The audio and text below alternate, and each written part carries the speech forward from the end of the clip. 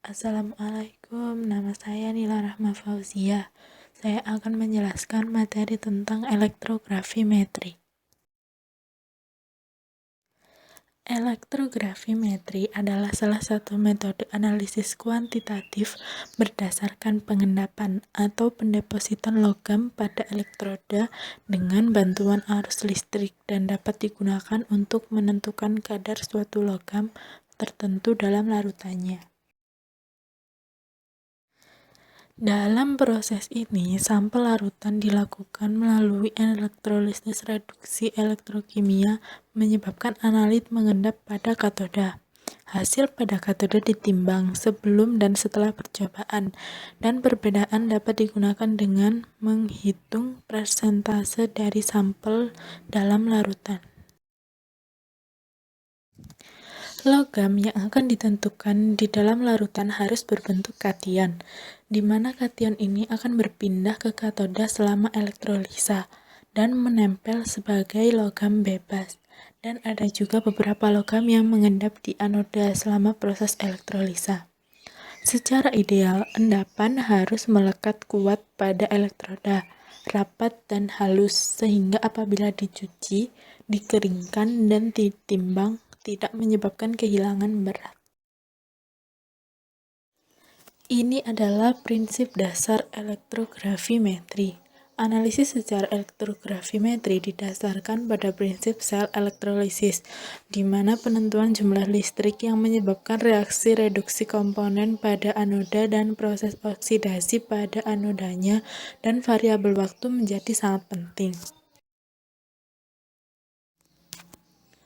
Istilah dalam analisis elektrografimetri. Beberapa istilah yang dipakai dalam analisis elektrografimetri yaitu sel volta atau galvani dan elektrolisis.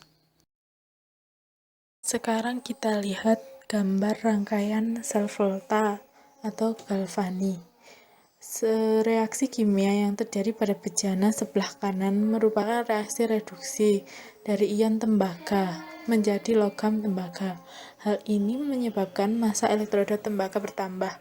Kekurangan muatan positif terhadap muatan negatif akibat reduksi tembaga segera disetimbangkan oleh muatan positif jembatan garam. Dengan demikian, elektrolit tetap netral. Sebaliknya, elektrolit dalam bejana kiri akan terjadi penambahan kation sebagai akibat reaksi oksidasi logam zinc. Hal ini dapat diketahui karena berkurangnya massa elektroda zinc.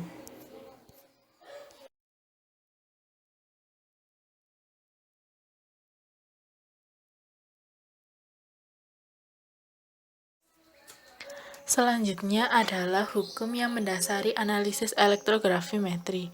Beberapa hukum yang mendasari analisis sistem elektrografimetri. Yang pertama, hukum Faraday, bahwa banyaknya zat yang diendapkan pada elektroda selama elektrolisis berlangsung sebanding dengan jumlah arus listrik yang mengalir melalui larutan tersebut.